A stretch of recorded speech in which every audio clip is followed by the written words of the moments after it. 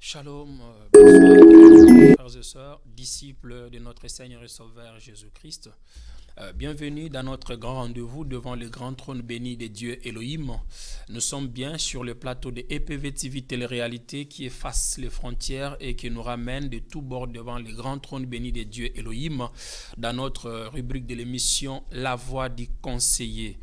Voyez-vous, nous appelons ce moment un moment d'adoration devant les grands trônes de Dieu, car quiconque s'approche devant ces grands trônes doit croire que Dieu existe et qu'il est le rémunérateur de ceux qui les cherchent.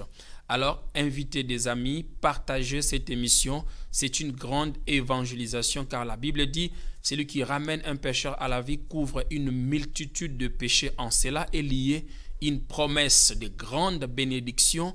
Le Seigneur dira, celui qui parlera de moi à un homme, moi aussi je parlerai de lui devant le grand trône béni de Dieu. Je te rassure, c'est plus que l'intercession de mercredi, c'est plus que être dans l'assemblée locale. Si Christ lui-même, dans le temple qui n'est pas fait de mains d'homme, peut parler de moi, ne serait-ce que par les clics de partage de cette émission, je sauverai une famille, je sauverai un frère, je sauverai une sœur, je sauverai un couple qui a besoin juste d'une parole pour se réconforter. Que le Seigneur vous bénisse. Alors, nous continuons notre thème sur le signe prophétique de la fin du monde.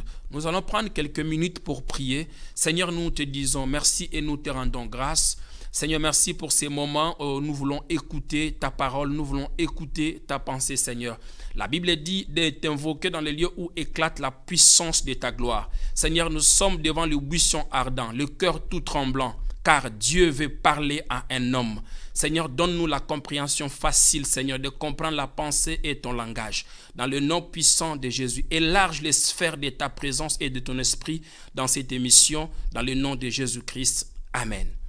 Alors, frères et sœurs, bienvenue. Nous continuons notre thème, le signe prophétique de la fin du monde. Jésus-Christ est Alpha et Oméga. Entre Alpha et Oméga, il y a Emmanuel au milieu. Emmanuel a laissé des signes au sujet de son retour. Ce que j'appelle la victoire totale de l'agneau ou de Dieu. Voyez-vous, donc nous sommes en train maintenant d'observer est-ce que ces signes-là sont déjà accomplis? Est-ce que nous y sommes dedans? Est-ce que cela doit arriver? La marque de la bête, 666, l'antéchrist, tout ce qu'on voit autour de nous. Est-ce que nous sommes dedans ou ces choses doivent venir ou nous sommes en train de vivre ces choses-là? Donc, et puis je vais récapituler rapidement ce qu'on a vu le mardi passé parce que toutes ces séances ici, nous allons poursuivre ces messages prophétiques, cet enseignement prophétique. Voyez-vous? Donc, nous avions dit que nous sommes dans les livres de la Révélation, livre de l'Apocalypse. En grec, on l'appelle Apocalypsis, dévoilement. Donc, révéler ce qui est caché, le mystère de Dieu. Et nous avions dit que le mystère, c'est une vérité, caché des générations antérieures et que Dieu le révèle par son amour à un homme. C'est une pensée autant pour moi cachée de Dieu, révélée à un homme. C'est ce qu'on appelle le mystère. Donc, l'Apocalypse a pour auteur l'apôtre Jean. Et vous allez remarquer que l'apôtre Jean, nulle part dans la Bible est écrit qu'il a guéri un paralytique, ou bien il a ouvert les yeux d'un aveugle, ou bien il a fait marcher un paralytique. L'apôtre Jean a reçu sa part à lui. Quand le baptême du feu de la Pentecôte est venu, chacun a reçu sa part. La Bible dit de langues semblables à des langues de feu se posèrent sur chacun d'eux et les séparèrent des unes des autres. Chacun a reçu sa part. Et là, nous sommes dans la part de l'apôtre l'apôtre Jean, qui a écrit ce livre de l'Apocalypse. Moi, j'appelle l'Apocalypse à sa juste valeur, la gare centrale. Et nous avions dit, pour comprendre ce livre de l'Apocalypse, il est important de lire les 65 premiers livres de la Bible et à l'aide du Saint-Esprit, parce que l'Apocalypse, c'est la gare centrale. C'est là où se rencontrent toutes les pensées bibliques. C'est là où se rencontrent tout le train de pensée scientifique, économique, écologique, biblique, tous les courants de la Bible se rencontrent dans l'Apocalypse. Dieu lui a révélé ce qui était, ce qui est et ce qui doit venir. Voyez-vous, et c'est ce que nous voulons révéler par la grâce de Dieu. Nous avons passé beaucoup de temps dans la présence de Dieu afin que le peuple puisse comprendre le temps que traverse l'Église corps de Christ et l'église locale. Alors nous avions dit, pour comprendre le livre de dévoilement, le livre de la révélation, ou appelé communément ou généralement l'Apocalypse, il faut d'abord maîtriser la manière dont ce livre est subdivisé. Le livre de l'Apocalypse est subdivisé en 3 grandes parties. La première partie, c'est le chapitre 1. Dans le chapitre 1, notre Dieu d'Israël est un Dieu qui se révèle à Jean comme un juge au milieu de ces 7 chandeliers d'or, au milieu de ces 7 églises. Le chapitre 1, Dieu se révèle à Jean. Et nous l'avions dit, le chapitre 1, le verset 1 de l'Apocalypse, il dit, cette parole prophétique a quitté le trône de Dieu, de la bouche de Dieu. Dieu ne l'a pas directement confié à Jean. Il a confié d'abord à Jésus. Jésus l'a confié à l'ange. Et l'ange l'a confié à Jean. Et l'ange dira à Jean, avale ce livre de la prophétie et reprophétise. Voyez-vous, donc l'ange parle à Jean et c'est Jean qui prophétise. Là encore, j'ouvre une parenthèse rapidement. Dieu ne prophétise pas. Dieu parle. Voyez-vous, pendant que Ézéchiel attendait que Dieu prophétise, Dieu lui a dit, fils de l'homme, je te donne la parole. Je mets ma parole dans ta bouche et c'est à toi de prophétiser. Voyez-vous, et pareil aussi, voyez-vous, avec Jean, l'ange a mis les paroles dans sa bouche. Ça a quitté la bouche de Dieu, Jésus-Christ, l'ange, et puis l'ange ordonne à Jean, avale ce livre de la prophétie. Il te sera dans la bouche comme du miel, mais dans les entrailles amer. Parce que là, à l'intérieur, cette parole va trouver des choses qu'il doit restaurer, des choses qu'il doit guérir. Voyez-vous, c'est formé pour être transformé et attendre le retour glorieux de notre Seigneur et Sauveur Jésus-Christ de Nazareth. C'est pareil aussi. Ce n'est pas la première fois que Dieu parle de cette manière de langage, de signes, de codage. Nous avons vu ça dans le livre de Daniel, le livre d'Ézéchiel, le livre d'Ésaïe, le Pentateuque. Parce que ces gens-là n'ont pas écrit. Ils ont reçu ce que Dieu leur avait donné avec des instructions fermes de ne pas ajouter, de ne pas retrancher. Et par la grâce de Dieu et sous l'aide du Saint-Esprit, le Seigneur est en train de nous accompagner dans cet enseignement parce que nous sommes au temps de l'église de Laodicée. Donc la première partie, Dieu se révèle à Jean. La Bible dit, le Jésus qui s'est révélé à Jean à l'Apocalypse est différent de Jésus qui était avec eux, qui mangeait avec eux, qui a multiplié le pain avec eux et le poisson. Voyez-vous, c'est Jésus-là. La Bible dit que ses soleils brillaient comme le soleil, ses yeux brillaient comme le soleil en plein midi. La Bible dit, au point où Jean est tombé la face contre terre comme mort. Voyez-vous, et Jésus se révèle à lui et lui dit, Jean, c'est moi que tu attends et vois. Il s'est révélé à lui parce que là, il était dans toute sa grandeur. Et Jean l'a vu au chapitre 1 en tant que juge. Et il se tient au milieu de 7 chandeliers d'or. Voyez-vous, le Dieu d'Israël est un Dieu qui vient au soir prophétique de l'humanité. Donc nous sommes au soir prophétique de l'humanité et Dieu se révèle à Jean en tant que juge. Et il vient avec la rétribution. Voyez-vous, ça c'est le chapitre 1, la première partie. À retenir une bonne fois pour toutes. Vous qui me suivez, retenez ça une bonne fois pour toutes. Le chapitre 1, il se révèle en tant que juge. Et au chapitre 2 et 3, Dieu révèle à Jean ce qui est. Donc là, ce qui était. Voyez-vous, et au chapitre 2 et 3, il lui révèle l'état de l'église actuelle. Voyez-vous, l'état de l'église actuelle. Voici ce que dit l'ange à l'église 2, à l'église 2, à l'église 2. Et là, nous sommes au temps de l'église de Laodicée. Nous sommes au temps de l'ange pentecôtiste. Et derrière, pendant ces périodes de l'ange pentecôtiste, beaucoup de choses se passent à l'église locale et à l'église corps de Christ. Et en ce temps-là, nous avons besoin de la bouche de Dieu. Nous avons besoin que Dieu parle pour éclairer le peuple de Dieu. C'est pourquoi la voix du conseiller a pour mission de remettre Jésus-Christ au centre de l'église afin que le croyant messianique, le chrétien, puisse avoir la révélation totale de Dieu en ces temps du Saint-Esprit. Parce qu'au nom du Saint-Esprit, il y a beaucoup de doctrines, il y a beaucoup de manifestations, il y a beaucoup de signes et ça met en confusion l'église corps de Christ. La troisième partie, maintenant, Dieu se révèle à Jean les événements qui vont se produire après l'enlèvement de l'église. Voyez-vous, donc il y a le premier chapitre, 2, 3 et les 19 restants chapitres. Donc à partir du chapitre 4 jusqu'au chapitre 22, le Seigneur se révèle les choses qui vont se passer après l'enlèvement de l'église. Donc ce qui était, ce qui est et ce qui doit venir. Et le mardi passé, nous avions vu aussi Daniel chapitre 12, le verset 4, où il dit, toi Daniel, garde secret ces livres, car beaucoup la liront au temps de la fin et la connaissance augmentera. Nous voyons devant nous l'enrichissement de la connaissance. On a parlé de toutes ces choses-là. Comment est-ce que le boom technologique a évolué, les avions, les astrologues et tout. Toutes ces choses-là qu'on place dans l'espace céleste. La connaissance pervers a pris aussi les dessus. Et on a parlé de Matthieu 24 aussi, là où nous avions dit que vous entendrez le bruit des guerres, des tremblements de terre. Voyez-vous, et tout le monde criera la paix. Ce ne serait que le commencement des douleurs. Et aujourd'hui, nous voyons et nous constatons devant nous qu'aucun pays de la terre ne crie pas la famine. Même en Europe, même aux États-Unis. Tout le monde crie la famine. Voyez-vous, le réchauffement climatique, la crise économique globale aussi internationale. Nous voyons toutes ces choses-là devant nous. Alors nous avons quitté le ciel, l'espace. On est descendu sur terre aussi dans 2 Timothée chapitre 3, le verset 1 à 3. Là, nous avons parlé aussi la parole de Paul qui a été révélée à Timothée. Il dit, sache que dans les derniers temps, on passera des temps difficiles. Et aujourd'hui, tout le monde crie. Voyez-vous, il a parlé de l'amour, de l'argent, de l'égoïsme, les fanfarons. Il a détaillé, en fait, c'est la chute morale. Il dit, donc, en bref, de 2 Timothée chapitre 3, le verset 1 à 3, l'apôtre Paul veut se révéler à Timothée pour lui dire qu'il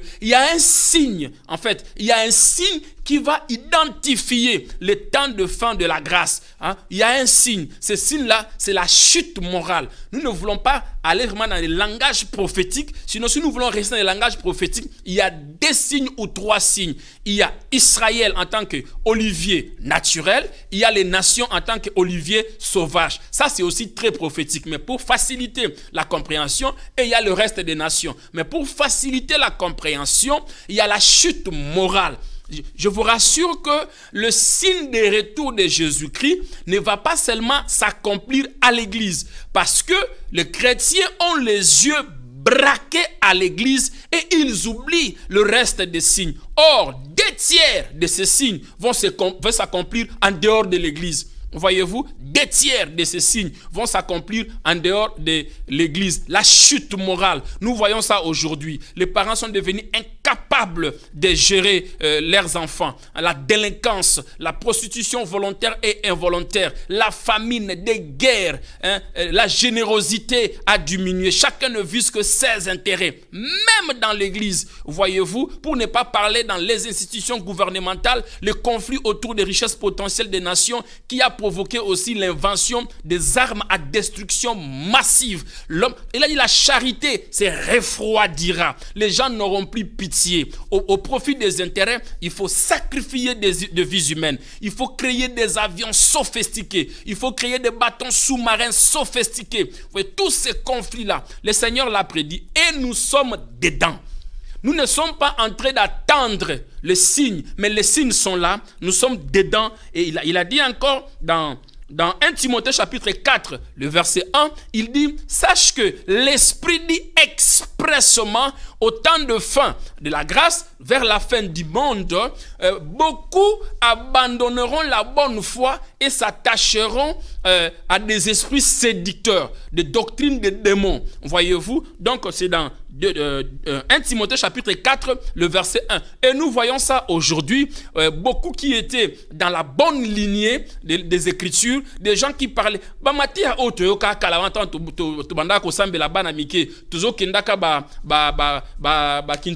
Tout ça là, Masia dinanga yo dinanga. Ndeko bongola motema nzamba lingi yo tika masumu zonge pa Yesu Matea wana ekenda wapi. Les miracles se faisaient aussi à ce moment-là. Moi, j'avais 10 ans, quand mon frère me prenait à la main et on partait en scellé. Il chantait Masia, dinanga, dinanga, yo. Bongola motema, tika masumu, zonge payankolo, yeswaza kozonga, Matea wana ekenda wapi, elis-moi. Toutes ces prédications-là, on l'attend plus. Voyez-vous? Donc, les gens ont abandonné ces choses-là pour s'attacher à des esprits séducteurs. Les esprits séducteurs, c'est pour opérer des prodiges. Nous sommes d'accord avec les signes, mais il faut vérifier les signes dans les Écritures. Alors, il dit, la bonne nouvelle doit être prêchée partout et alors viendra la fin. Et là aussi, nous avons bien souligné ces choses-là, que la rapidité de la prédication de l'évangile, la manière dont l'évangile se prêche aujourd'hui, j'éveille notre conscience que la prédication sur l'internet et les réseaux sociaux n'est pas un péché. Que cela n'étonne pas les gens. Oh voilà, et tous ces hommes de Dieu qui passent sur les réseaux sociaux, ils se sont de faux. Non, que personne ne dise ce genre de trucs. Parce que c'est l'accomplissement, ça fait partie de l'accomplissement de la prophétie. Parce qu'il a dit, avant qu'il ne revienne, il faut que cette bonne nouvelle soit prêchée dans le monde entier et que cela serve de témoignage. Donc toi qui me suis, cet évangile te servira de témoignage si tu ne te convertis pas. Au temps de la fin, le livre sera ouvert. Dieu va te dire, tu avais entendu. Je te rappelle, le 21 juillet 2017, il y avait un homme qui parlait de moi. Tu as entendu, mais tu ne t'es pas repenti. L'objectif, c'est ça. En parlant de l'évangile, pour que Christ puisse rentrer dans les corps de l'homme. Parce que ce jour-là, personne ne va dire que je n'avais pas entendu. Et la vitesse de l'évangile, aujourd'hui, quand je prêche, je passe par la voie satellitaire, le monde entier écoute. L'évangile n'a jamais été aussi prêché à cette grande vitesse. Donc, ces choses-là, nous sommes témoins à cela. Mais les gens ne sont pas sensibles. Pourquoi? Parce que le péché a accru, parce que la séduction a pris le dessus. La dernière arme du diable est déjà mise en route. Ça, le Seigneur me l'a aussi révélé clair et net. La même stratégie, le diable, la même stratégie qu'il a utilisée à l'Éden, c'est la même stratégie qu'il a utilisée aussi quand Jésus est venu. Et c'est la même stratégie qu'il utilise. Mais cette fois-ci, il a augmenté la dose. Voyez, Satan ne s'est jamais aussi révélé tel qu'il se révèle maintenant dans l'arme de la séduction. Voyez-vous, dans l'arme la plus supérieure, en fait la barre haute, c'est la séduction. La séduction dans son plus haut niveau. Il inspire même des couturiers satanistes qui construisent des habits pour augmenter la tension de la séduction sur la planète. Faute de certaines moralités, on ne peut pas aller très loin. Voyez-vous, même les habits intérieurs, pour ne pas citer leur nom. Donc le diable est allé à un niveau supérieur pour que la personne, l'homme, la femme soit complètement nue et exposée. Même dans les habits intérieurs. Avant, on avait aussi des habits intérieurs plus modestes. Mais aujourd'hui, les couturiers satanistes, pour inciter les gens à la convoitise des yeux, pour inciter les gens. En fait, le sort qui lui est réservé est tellement grand qu'il ne peut pas aller tout seul. Nous allons révéler toutes ces choses-là, s'il vous plaît. Voyez-vous, des robes mollantes comme si tu sors de la piscine. Donc, ça ne laisse personne inaperçu. Voyez-vous, donc l'objectif est la dernière arme de la séduction. Voyez-vous, il a déshabillé Ève, a fait d'elle un instrument de la séduction. Et aujourd'hui aussi, pareil. Aujourd'hui aussi, pareil. Voyez-vous, donc il déshabille la femme qui ne connaît pas le Seigneur. Et s'il le faut, même les élus dans l'église aussi se déshabillent. Observez seulement l'accoutrement dans certaines églises. Vous allez remarquer que ce que nous vous disons, ce sont des réalités. Et la Bible nous révèle ça aussi. Dans Luc, si je ne m'abuse pas, dans Luc 17, 26 à 30, si je ne m'abuse pas, Luc 17, 26 à 30, ce qui s'est passé au temps de Noé et au temps de Lot. S'il vous plaît, dans la Bible, il y a des paroles, c'est Christ, Jésus lui-même qui dit. Et s'il dit, en vérité, faites très attention. Ça veut dire, amin, amin, iyo. C'est une vérité intrinsèque. Voyez-vous, il dit ce qui arriva. Ça, c'est lui qui parle. Ça, c'est lui qui parle dans les évangiles. Ce qui arriva. Ce n'est pas un prophète. Ce n'est pas un prophète. C'est Jésus-Christ de Nazareth. Ce qui arriva au temps de Noé. Les gens mangeaient, buvaient, mariaient, se mariaient, achetaient. C'était une vie normale comme je suis sur le plateau ici en train de révéler la parole de Dieu. Et bouf, c'est la fin de temps. C'est comme ça. Nous allons nous lever un matin comme ça, boum, boum, l'affaire est close.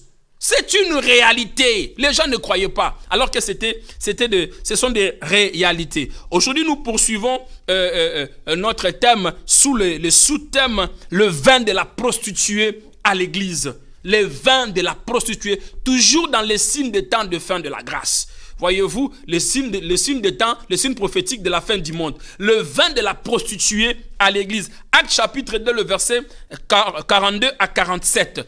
Quand la Pentecôte est venue, je vous l'ai dit 1000 fois ici, que la Bible est divisée en deux parties. Nous avons l'Ancien Testament, le Nouveau Testament. Le Nouveau Testament lui-même est subdivisé encore en deux parties. Nous avons les 4 évangiles, donc le témoignage de Christ, de l'église de Jérusalem et l'église actuelle, corps de Christ. S'il vous plaît, l'église de Jérusalem n'était pas encore l'église corps de Christ. Les 4 évangiles, Matthieu, Marc, Luc, Jean, ce n'est pas le corps de Christ, s'il vous plaît. Ce sont les témoignages au sujet de Christ. Le corps est constitué dans les évangiles, mais le corps est devenu opérationnel dans l'acte des apôtres, quand la Pentecôte est venue. Et quand la Pentecôte est venue, Pierre a commencé à prêcher.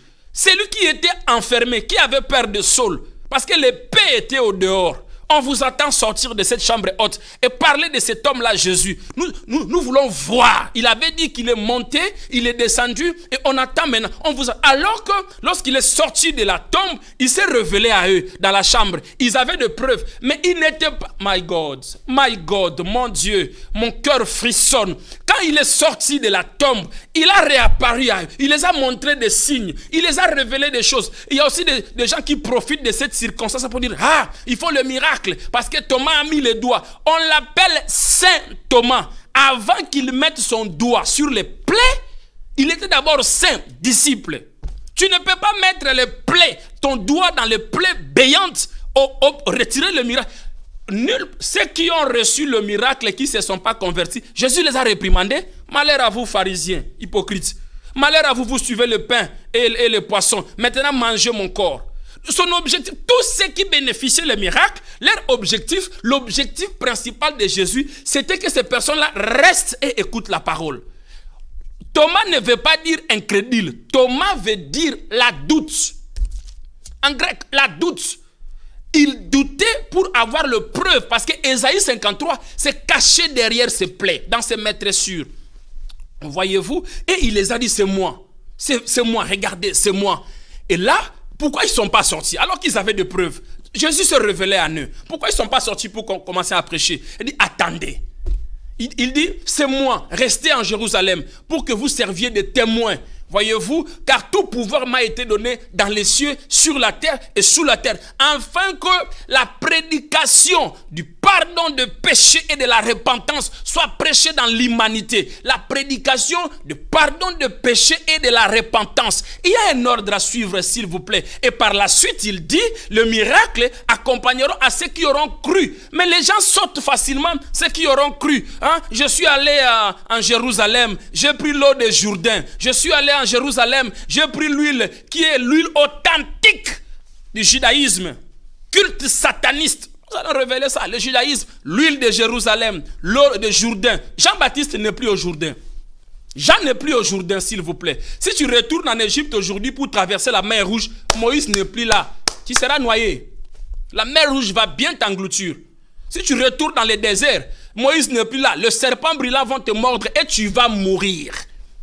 Voyez-vous? Et il dit dans l'acte 2,42, on ne grandit pas dans la foi chrétienne par la prédication. Acte chapitre 2, le verset 42 à 47. On ne grandit pas dans la foi chrétienne. Sinon, pourquoi Jésus a pris... Observez bien.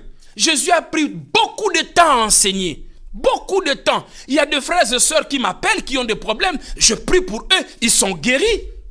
J'ai des témoignages. Je ne les envoie pas en jeûne et prière. Je ne les envoie pas dans des retraites. Mais je les amène à accepter Jésus. Une fois Jésus dans leur cœur, tout est fait. Tout est clair. Voyez-vous? Et par là, on ne grandit pas dans la foi chrétienne. La prédication, c'est un moment de chaleur. C'est un moment d'encourager notre foi. Mais on grandit dans l'enseignement. Que nous dit la Bible? Quand Pierre a commencé à prêcher, vers 42, ceux qui acceptaient la parole de Dieu, acte 2, 42 à 47, ceux qui acceptaient la parole de Dieu furent baptisés, persévéraient dans les enseignements des apôtres, dans la communion fraternelle, la fraction de pain et les prières. Ils persévéraient dans la communion des enseignements des apôtres. Nous sommes assis dans les enseignements des prophètes et des apôtres, Jésus-Christ étant la pierre angulaire, fondement de Christ. Voyez-vous? Et aujourd'hui, on veut faire le show des miracles. Pourquoi? Ce sont des signes qui devraient s'accomplir. Voyez-vous, ce sont des signes qui devraient s'accomplir. Parce que Christ l'a prédit dans les paraboles de l'ivraie et du blé. Les paraboles de l'ivraie et du blé, ce n'est pas seulement la sémence du blé et du vrai. Non, les paraboles de l'ivraie et du blé, c'est la confrontation de forces du mal et le bien qui vont s'affronter et provoquer la guerre d'Armageddon. Les paraboles de l'ivraie et du blé. Ce qui est caché, la pensée cachée de Dieu, il faut que le mal et le bien grandissent ensemble jusqu'à... C'est pourquoi vous voyez, les choses se dégradent de pire en pire. Les choses vont de mal en mal. Christ l'a prédit, il a dit, mais on a semé le blé. Donc l'église, my God, que le Saint-Esprit nous facilite la compréhension. On a semé le blé, l'église qui est là, à cause des élus. Le Seigneur est en train de courter ces moments. Parce que le diable n'a jamais agi aussi à sa dernière rigueur comme il le fait à ce temps de fin de la grâce. Il dit à côté du blé, il y a l'ivraie. Et Jésus, les disciples ont dit, Maître, ordonne qu'on arrache l'ivraie afin de permettre la croissance du blé. Il dit non, laissez-les grandir ensemble jusqu'à la maturité. C'est Christ qui parle, jusqu'à la maturité. C'est-à-dire quoi, frères et sœurs? En termes clairs et compréhensifs, le mal va tellement... C'est Jésus qui dit, jusqu'à la maturité. Il y a des choses terribles qui vont arriver sur la terre. Il faut que le mal arrive à la maturité. C'est pourquoi Sodome a été détruit. Parce que la Bible a dit que l'odeur du péché, vous comprenez? L'odeur du péché a atteint jusqu'aux oreilles de l'Éternel, jusqu'à ce que Dieu lui-même est descendu sur la terre. Abraham a dit, mon Seigneur. L'autre a dit, mes seigneurs. Sur la chaîne de Marie, quand il était avec Sarah, il a dit, mon Seigneur, homme spirituel. Il a eu la révélation que lui là c'est Dieu. Mais l'autre dit mes seigneurs. L'autre les a vus deux. Abraham les a vus trois, mais en une seule personne. Voyez-vous? Et l'église, le blé est là sur la terre. L'église, le mal aussi est là. Je mis devant toi la vie et la mort. Mais fais ton choix. Fais ton choix. C'est pourquoi lorsqu'il viendra dans sa rétribution, ce n'est pas l'agneau immolé qui viendra. Ce n'est pas l'agneau immolé. La révélation est que la Bible ici n'aura plus de faits. Parce que ce sera accompli. Apocalypse 22. Ce n'est pas l'agneau. Celui qui vient, c'est le lion de la tribu de Juda. Et quand tu rencontres un lion sur ta route, il faut bien prier. Il faut vraiment bien prier. Et surtout s'il est enfamé. Il faut bien prier. Quand il vient, c'est le lion qui vient. Parce que Jean l'a vu dans toute sa gloire. C'est le lion qui vient avec sa rétribution. Et que nous dit les Écritures? Nous sommes dans un monde aussi détruit, un monde focalisé dans le mal. Voyez-vous? Un monde focalisé dans le mal. Toutes ces choses ont été aussi bien prédites dans la Bible. La confrontation de bien et du mal. Les puissances mondiaux qui chercheront aussi à s'affronter avec les principes bibliques. Lisons les Écritures dans Apocalypse chapitre 18, le verset 1. Après cela, je vis descendre du ciel un ange qui avait une grande autorité et la terre fut éclairée par sa gloire. L'Apocalypse dit, Jean nous dit, après ces choses-là, il a vu un ange descendre du ciel, voyez-vous, et il éclairait la terre par sa gloire. Cet ange-là que Jean voit dans l'Apocalypse 18, le verset 1, cet ange-là, c'est le Saint-Esprit. La présence du Saint-Esprit qui éclaire les enfants de Dieu sur la terre. Et pendant ce temps-là, les enfants de Dieu étant avertis du retour d'Oméga, ils sont en train de propager la bonne nouvelle. Parce que cet ange-là a annoncé une nouvelle sur la terre. Et sa gloire éclaire. Et pendant que le monde criera la paix, les enfants de la grâce seront sous l'ombre du Très-Haut. Le vrai enfant de la grâce seront sous l'ombre, ils ne sentiront pas aussi la douleur au même degré que le païen. Voyez-vous, il a fallu que Jésus-Christ soit au milieu des deux voleurs pour qu'on parle de ces deux voleurs. Il a fallu que Jésus soit au milieu pour qu'on parle de ces deux voleurs. Donc si Jésus est de ton côté, la douleur sera pas aussi pareille. Alors, cet ange-là, ce sont la présence de l'Église et des élus de Dieu qui sont en train d'avertir, comme maintenant, qui sont en train d'avertir qu'il y a le retour imminent de l'agneau. Il y a le retour final de Dieu. Repentez-vous, croyez à la bonne nouvelle. Ils exhortent. Pendant qu'ils exhortent, le verset 2 de l'Apocalypse 18 dit, malheur à la terre, il est tombé, Babylone la grande. Et Babylone la grande, la ville actuelle, sa capitale se trouve aussi à Rome. Voyez-vous, à Rome. Cette capitale-là se trouve Babylone la grande, où tous les rois de la terre se soumettent à ses directives. Voyez-vous, ils font alliance avec lui. Où l'église charnelle se prostitue avec Babylone la grande. Et le roi de la terre se prosterne devant l'autorité de Babylone la grande, la nouvelle Rome. Voyez-vous, le système, la religion qui veut affecter avec des doctrines. L'objectif c'est quoi? Ils vont inciter de puissance internationale, de gouvernement, de puissance internationale, d'instaurer des lois qui vont à la contre des principes bibliques et valoriser la moralité. Voyez-vous, et pendant tout ce temps-là, l'Église reste indifférente. Ce sont des assemblées nationales qui votent des lois, des règlements et principes pour diriger une nation. L'Église reste indifférente. Pendant que l'Église se bat pour préparer les chrétiens au retour de Christ, la Babylone la grande aussi ne s'était pas. Parce qu'il introduit des principes à l'église. Donc l'église charnelle, qui se plie à ces principes. Des choses qui ont été refusées même dans l'ancienne alliance. Ces choses-là aujourd'hui nous les voyons à l'église. Voyez-vous, les cultes de mort, les cultes de personnalité, des doctrines qui s'enseignent, qui sont inculquées par la Babylone la grande. C'est biblique. Nous allons donner des exemples. C'est biblique. Voyez-vous, la grande Babylone aujourd'hui, c'est Rome. Tous les rois de la terre, toutes les autorités politiques qui n'obéissent pas la supériorité de Rome. Qui est ce roi-là de la terre? Qui est cette autorité qui n'obéit pas à cette supériorité?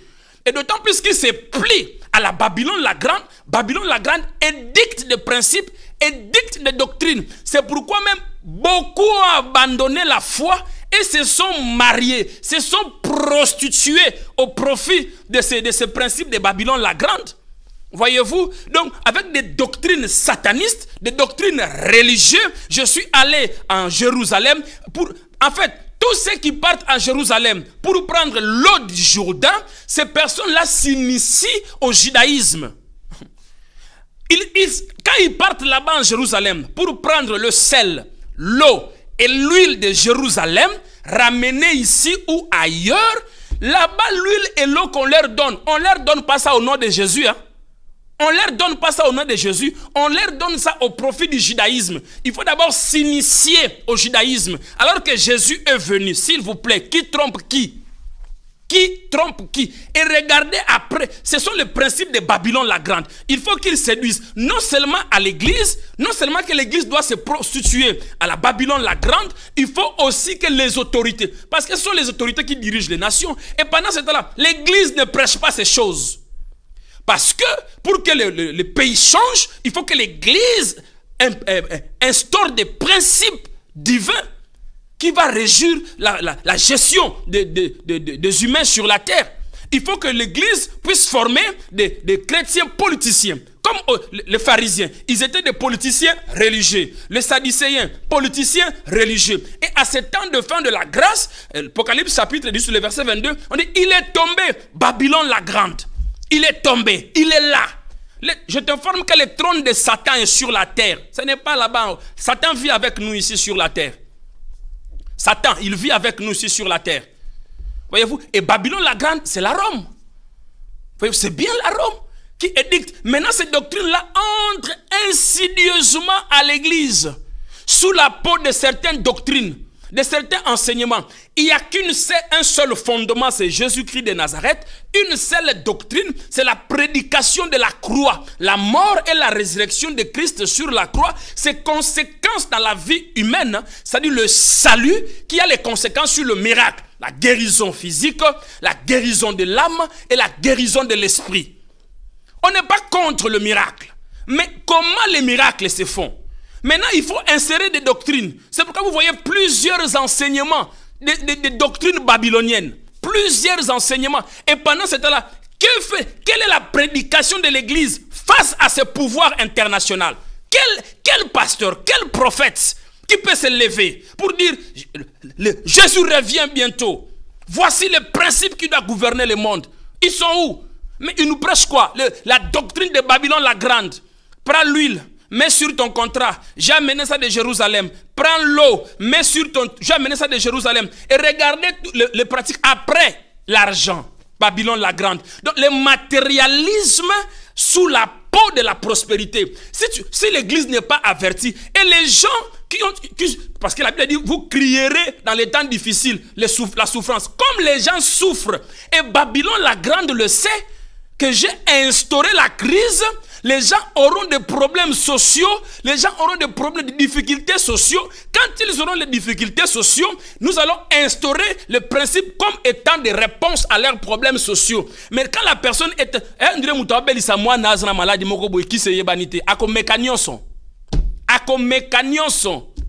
J'ai entendu même des pasteurs qui disent, ça te coûte quoi d'essayer? Ça te coûte quoi d'essayer? Je ramenais l'eau de Jérusalem, de Jourdain. Ça te coûte... En réalité, et si le fleuve Jourdain séchait, je ramenais l'huile d'Israël. Et si jamais Dieu ordonnait qu'il n'y ait plus de pluie, qu'il n'y ait plus la culture, qu'on culture plus les myrtes, l'olive.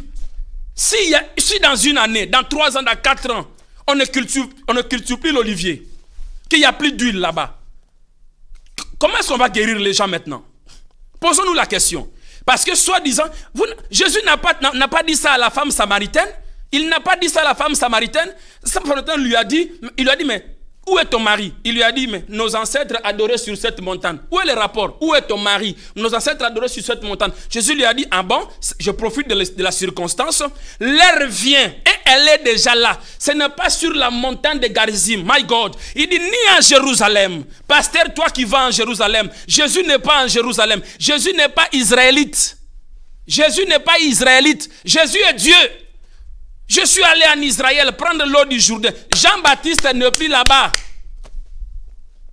Je ramenais. Et les gens ignorant des Écritures, l'argent sort. Et cette eau-là qu'il a pris gratuitement, il n'y a aucun bénéfice. Il y a un fait dans Maya Jourdain. Mais ce qu'il y a dans l'église, pour acheter l'eau gouttelette, il faut payer cette enveloppe à 500 €. Quel bénéfice? Même ministère de l'économie et du commerce, il faut l'enlever. Pour bénéfice, c'est trop.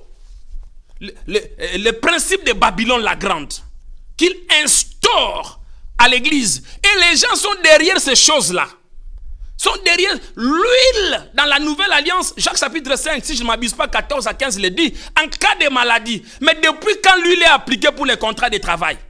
Depuis quand l'huile est appliquée? Depuis quand l'huile est appliquée pour accéder à un poste politique? Depuis quand? Vous ne vérifiez pas dans les Écritures?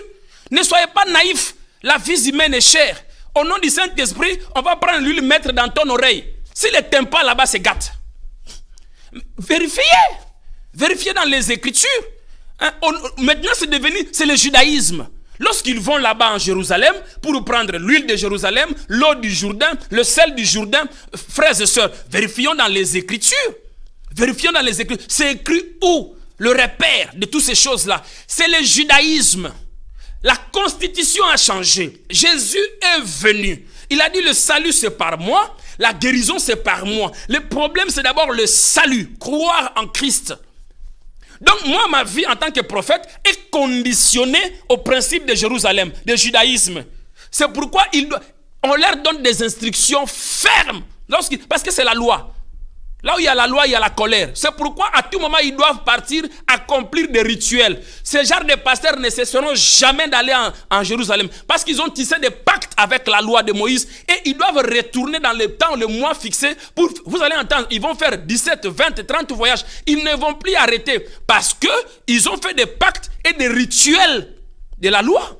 Ce sont des rituels, ils doivent faire. Et si tu es encore dans les rituels, tu es en abomination devant les... Comment quelqu'un de comme cela peut se tenir devant l'église et vous voyez clairement la personne vous dit que j'ai l'eau, j'ai l'huile, j'ai pris ça en Jérusalem. Il vous dit clair. La personne est claire dans son langage que je viens de prendre. Ce n'est pas Dieu. Il dit les Juifs ne blaguent pas avec leur affaire d'huile. Il dit bien les Juifs, il ne dit pas Jésus. Mais vous avez des oreilles ou pas?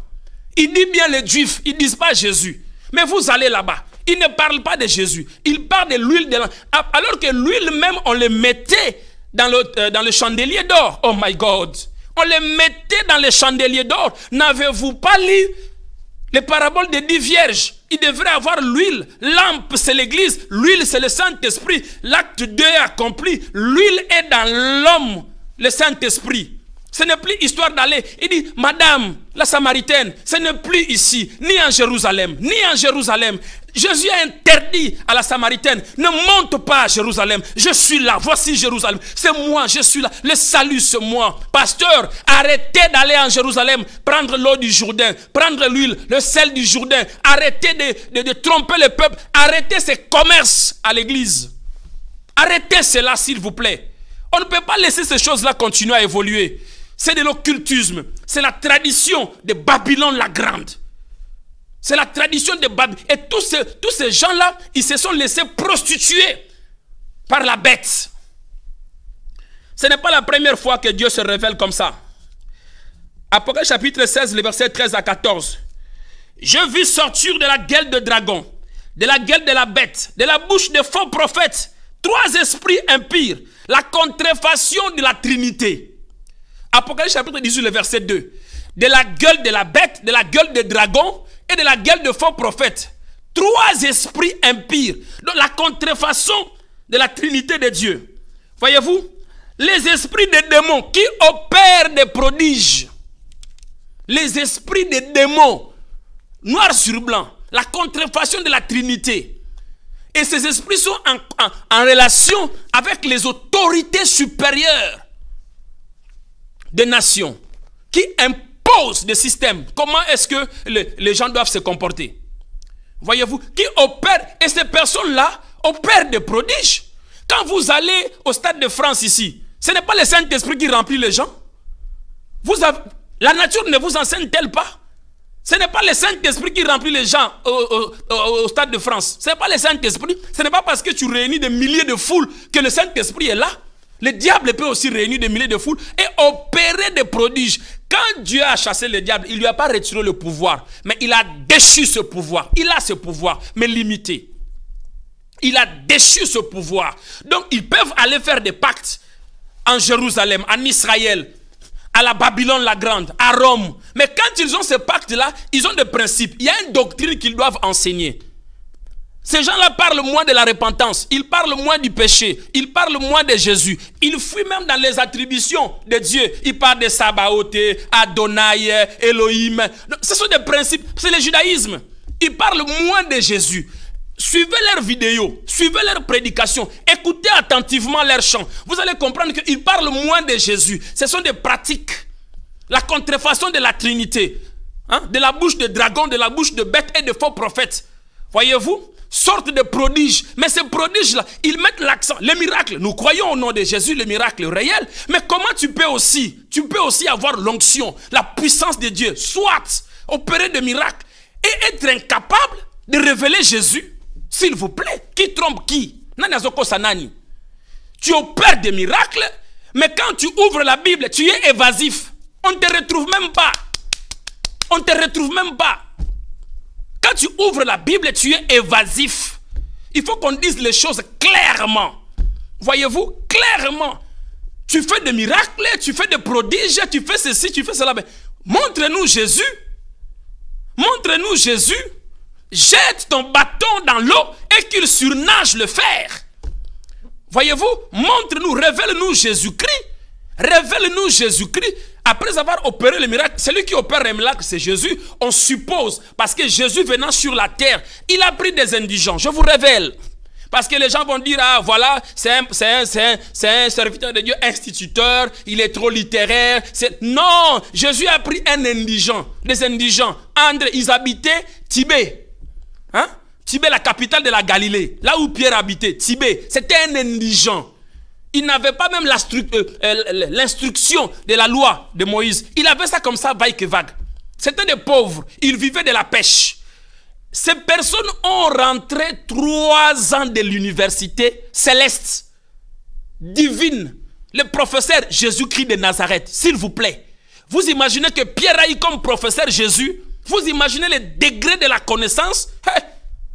Même si Dieu te prend bête, il ne te laissera pas bête. Je ne connais pas ces dieux-là comme ça. Nous avons connu des personnes, des orphelins, qui n'avaient pas de mère, qui n'ont pas étudié. Je connais un pasteur qui est aveugle. Quand il prend la Bible, il met dans son cœur. Il lit le verset. Je connais ce pasteur. C'est l'évangéliste Kizamina Kibila. Témoignage vrai. J'ai vu ça de mes propres yeux. Aveugle. Il prend la Bible, il met sur la poitrine et il lit le verset. Vous voyez la dimension de Dieu? Tu ne peux pas, dans toutes les églises où il y a de miracles, on passe par l'eau, on passe par l'huile, et ça quitte Jérusalem. Non, le salut n'est pas sur la montagne de Garizim en Samarie, ni en Israël, ni dans l'eau. Dans toutes les églises où on vous dit, nous avons pris l'eau du Jourdain, nous avons l'huile d'Israël, le sel d'Israël, sortez de ces églises. Ce sont des traditions de judaïsme, les cultes de la Babylone la Grande. Ils sont initiés dans le satanisme. Nous sommes là, 07 58 83 72 30. On va se ranger à côté des Écritures. Aux côtés des Écritures. Parce qu'on doit éclairer les dieux. Malheureusement, je suis un prophète. C'est ma mission d'avertir. Ce n'est pas les baba. Bien que Dieu m'utilise en révélation. C'est ma mission. Je n'ai pas le choix. On ne doit pas cacher la vérité.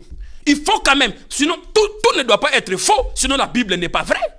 Tout ne doit pas être faux. Daniel à Babylone, il a vécu ces choses. Daniel chapitre 3. Le roi babylonien a ordonné à Daniel. Il a dit, tout le monde doit se présenter sur ses mains. Le décret a été aussi ferme. Daniel ne devrait pas aller à la contre de ce décret. Mais la Bible dit, son nom veut dire, Dieu est mon juge. Cet homme était à conformité de son nom. Nous parlerons de ces choses-là. La puissance qui est cachée derrière mon nom. Parce que même les noms sont prophétiques. La puissance qui est cachée derrière le nom que je porte, c'est prophétique. Voyez-vous, Daniel veut dire Dieu est mon juge. Daniel a mis sa vie en danger. Il a dit non. En tant qu'hébreu, juif, de souche, de nature, descendant d'Abraham, ayant la circoncision sur mon corps, my God, je ne peux pas me prosterner devant la statuette. Pourquoi, roi Nabuchodonosor? S'il vous plaît, parce que moi, j'adore un Dieu à l'époque, Elohim, le judaïsme. Parce que là, on parle de Daniel. Le pasteur qui va en Israël, il est encore loin de connaître Jésus. Tous ceux qui disent que je suis allé, est-ce que la Pentecôte, c'était une identité israélite? Le Saint-Esprit a pour nationalité passeport israélien. Mais vous entendez les personnes dire ces choses, mais comme vous voyez les signes, les miracles, vous croyez à ces personnes. Retournons dans les Écritures. Daniel a dit non, je suis juif de souche. Moi, je ne mange pas les aliments sacrifiés aux idoles. Non, je ne peux pas manger cela. Mais vous vous suyez par de miracles, soi-disant miracles, qui viennent de l'huile de Jésus. Non, on dit au nom de Jésus. La personne ne dit pas le nom de Jésus. Il vous dit, je viens d'Israël. Je viens de prendre l'huile d'Israël. Je viens de prendre l'eau du Jourdain. Il ne dit pas au nom de Jésus. Il vous dit ça clairement à l'église. Mais vous êtes endormis. Parce que le problème vous dépasse tellement. Et ce problème-là a pour preuve l'identité chrétienne. La marque, l'ADN du surnaturel. Daniel a résisté et Dieu lui a délivré miraculeusement à la fosse au lion. Dieu lui a délivré miraculeusement. Deuxième tentative. C'est comme ça aujourd'hui. Des lois et puissances gouvernementaux, ils ont édité des lois et principes. Parce que tu pries à l'église, mais au dehors, c'est le gouvernement qui gère. C'est l'Assemblée générale qui gère le pays, les sénateurs et les députés. Ils votent des lois et des réglementations avec ton Saint-Esprit. Tu es obligé d'obéir. Pour que ces choses-là changent, il faut que des hommes de Dieu puissent se lever. Et ils ont tourné les dos. L'église, ça ne les concerne même pas. Ils ont tourné les dos complètement de ces côtés. Ils ne parlent pas de ces choses-là. C'est la délivrance, c'est les liens. Ils sont bornés, restés à l'église, dans un enclos. Les signes prophétiques du temps de fin de la grâce, frères et sœurs, ce n'est pas seulement dans les démons de l'église. Parce que pour qu'une nation change, ce n'est pas le pasteur qui est le président, ce n'est pas lui qui est le député, ce n'est pas lui qui est le sénateur. Il faut que des principes puissent se marier à une nation. Et en cela, il faut qu'il y ait l'enseignement, la doctrine chrétienne. Deuxième tentative, on a érigé un monument. Ils ont dit à Daniel, il faut que tu te prosternes. Il dit jamais, je ne peux pas le faire. Je suis israélite de souche. Voyez-vous, je ne peux pas le faire, je suis israélite de souche. Daniel savait qu'en se prosternant à ces monuments, il serait en violation avec la première loi de Moïse. Tu n'auras pas d'autre représentation devant ma face, je suis l'Éternel. Il le savait, mais aujourd'hui on se prosterne devant toutes ces choses-là. Voyez-vous, et je vous donne une révélation bientôt et très bientôt. Je vous le dis, bientôt et très bientôt, le diable va inciter dans les cœurs des institutions. Même la manière d'adorer Dieu. La Bible le dit noir sur blanc. Pendant que l'Église ne veut pas s'occuper de ces choses-là, ne veut pas prêcher sur la réalité de ces choses, bientôt et très bientôt, on va nous imposer des lois de comment adorer Dieu. Comment adorer Dieu. Parce que ça a été imposé à Daniel. Le roi a dit, tout le monde ne doit que me vénérer, pas aucun autre Dieu. Mais Daniel a riposté à Babylone. Ça lui a coûté la vie. On a réchauffé pendant 30 jours la fournaise au feu. Et la fournaise au feu là, quand tu ne vas pas obéir, il y a des conséquences qui doivent s'en suivre. Parce que c'est l'Assemblée nationale qui a voté, c'est des principes de loi et règlement d'une nation. Tu dois obéir ou tu dois sacrifier ta vie et attendre que Dieu te délivre comme Daniel. Bientôt, il y aura des lois qui seront votées. On nous imposera comment adorer Dieu au nom de la laïcité. Bientôt, on ne va plus insulter le diable dans nos églises. On ne peut plus parler mal du diable. Bientôt. S'il vous plaît, bientôt et très bientôt. Pendant ce temps-là, je vais me distraire avec l'eau d'Israël, le sel d'Israël. Ça m'amène où? Ça m'amène où? Ça m'amène où? Ça guérit mon corps et mon âme. Et mon âme qui le guérit, qui le restaure. Très bientôt, parce que, dès Corinthiens chapitre 11, le verset 14, nous révèle ces choses-là. Voyez-vous, et pendant que le monde criera la paix, la paix, la paix, la paix, la paix, la paix et la crise, voyez-vous, une aide soudaine va descendre. Et ces personnes-là qui instaurent ces principes, ils se révèlent en termes de personnes de bienfaisance. Vous allez voir, tous ceux qui ont fait pacte avec Babylone la Grande, ce sont ces personnes-là qui adorent la bête. Mais maintenant, ils cachent leur apparence par des dons. Vous allez voir des dons partout. On vous a envoyé des mille, on vous a envoyé du sel, on vous a envoyé ceci. Ils vont se révéler en termes de personnes de bienfaisance. Pour cacher, c'est comme les pharisiens et les sadducéens, pour cacher leurs vices et leurs doctrines. Voyez-vous, parce que c'est le matérialisme en termes d'argent, il faut faire des dons de bienfaisance. Vous allez voir dans les églises l'apparition des êtres comme étant des êtres bienfaisance, des anges même dans l'église. Vous allez voir ça, les cultes de mort. Voyez-vous, parce que quand le monde criera la paix, ce sont ces mêmes personnes-là qui vont apporter de l'aide. Soi-disant l'aide physique. C'est pourquoi dans leur prédication, on vous dit, ah, essaye, tu as le mariage, essaye, essaye. Et le gouvernement aussi vont dans ce même sens-là. L'aide surviendra comme ça, subitement, partout. On parlera de l'aide. Parce que ce qui ont provoqué ce chaos, c'est eux-mêmes. Parce qu'ils ont tourné le dos à Dieu. Et l'aide, ils vont donner l'aide physique. Et dans les églises qui ont cette doctrine-là, leur aide aussi, c'est physique. Guérison, mariage, prospérité, douleur. C'est le remède physique. Et la personne dans sa prédication, il ne parle que de remède physique, pas de remède du surnaturel. 2 Corinthiens chapitre 11, le verset 14. On va lire ça rapidement. 2 Corinthiens chapitre 11, le verset 14. Le verset 14. Et cela n'est pas étonnant, puisque Satan lui-même se déguise en ange de lumière. Voyez-vous? Cela n'est pas étonnant parce que Satan lui-même se déguise en ange de lumière. Ils vont se déguiser en ange de lumière. Vous allez voir dans des églises, on va vous dire, waouh, le Saint Jésus est venu, le Saint-Esprit est là, le Saint-Esprit est là. On va même vous faire apparaître de saints. Voyez-vous, de saints. Il y a même des églises qui prient le saint. Voyez-vous, ils vont se transformer en anges de lumière, des personnes de bienfaisance. Voyez-vous, c'est pour vous faire du bien du corps. Jésus les a dit, ne me suivez pas seulement pour le pain, c'est comme si vous ne vivez que pour le corps. Il y a l'âme et l'esprit. Voyez-vous, ils se transforment en anges de lumière. Certains même seront en mesure de faire apparaître des esprits de mort dans l'église en termes de saints. Vous allez voir, il y a une apparition des anges. Et c'est Jésus. D'autres même, vous allez voir dans toutes ces églises-là, ces pasteurs tirent tellement la gloire sur eux-mêmes. C'est comme s'ils veulent se proclamer Dieu eux-mêmes.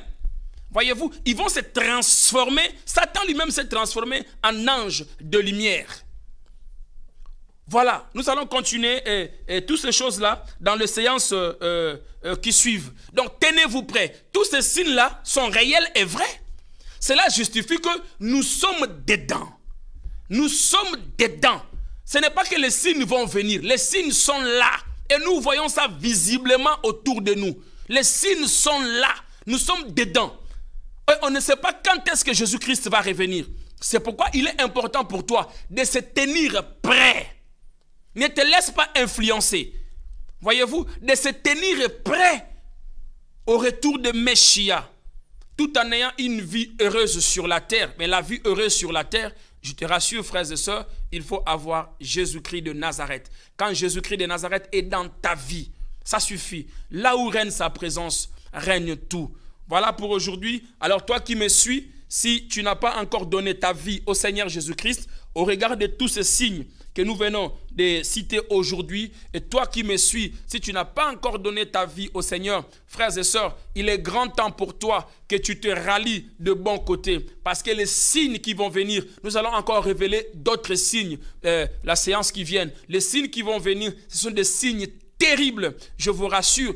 Moins de chrétiens seront à mesure de supporter ces signes-là. Surtout ceux qui n'ont pas réellement Jésus-Christ dans leur cœur. La Bible dit, s'il le faut, le diable arrivera même à séduire des élus. Si les élus peuvent être séduits, la Bible dit, si Dieu n'avait pas écourté ces jours-là, même les élus tomberont. Et si un élu, et nous voyons aujourd'hui des pasteurs qui avaient la bonne doctrine, des hommes de Dieu qui prêchaient la bonne doctrine, qui ont abandonné la bonne doctrine, qui se sont lancés dans les ministères de délivrance, dans les ministères de puissance, dans les ministères de guérison. Nous voyons cela, des grands hommes de Dieu tombés. Nous voyons ces choses-là autour de nous. Les prédications, l'église est devenue... Dieu te donne la grâce, il t'envoie la foule, prêche les gens, cette foule-là, et les pasteurs sont devenus des plaisantins. Il introduit des plaisanteries dans l'église pour faire rire les gens. C'est comme une salle de comédie. Hein? Maintenant, tout homme de Dieu dans sa prédication, il doit faire rire les gens. Amener des distractions, ne pas révéler Christ réellement. Babylone la grande, la doctrine. Ils se déguisent en anges de lumière. Ils viendront en vous en peau de brebis, mais à l'intérieur, ce sont des loups ravisseurs. Si tu n'as pas encore donné ta vie au Seigneur, je t'invite très rapidement à donner ta vie au Seigneur. Trouve-toi le bon chemin, car Jésus-Christ revient et l'enfer existe. Nous allons continuer la semaine prochaine avec notre enseignement. Que le Seigneur vous bénisse. C'était votre humble serviteur, le prophète Luvunga Moïse Damien, du centre missionnaire évangélique Montagne de Sinaï à Paris. Et nous étions bien à la technique avec le révérend pasteur Constant Fwanga et Maman Nadine et Fwanga. Que le Seigneur le bénisse. Priez pour cette servant de Dieu et PVTV Télé-Réalité qui nous rapproche. Partagez et invitez des amis. Ne gardez pas cette bénédiction pour vous-même. Partagez, partagez. La statistique s'avère que si une personne partage à 100 groupes, il peut sauver aussi des milliers de personnes de par le monde. Que le Seigneur vous bénisse et passez une excellente soirée. Au revoir.